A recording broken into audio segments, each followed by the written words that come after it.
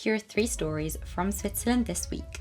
Number 1. A 61-year-old woman died after a cable car crashed down a mountainside at the Engelbert-Titlis resort in central Switzerland on Wednesday. She was alone in the cabin when it broke loose and tumbled down the slope. The exact cause isn't yet known, but winds of up to 80 kilometers an hour were reported at the time. An investigation is now underway. The cable car company says the accident happened during safety procedures, as staff were suspending service because of the strong winds. Number 2. Married couples in Switzerland will once again be able to choose a double surname.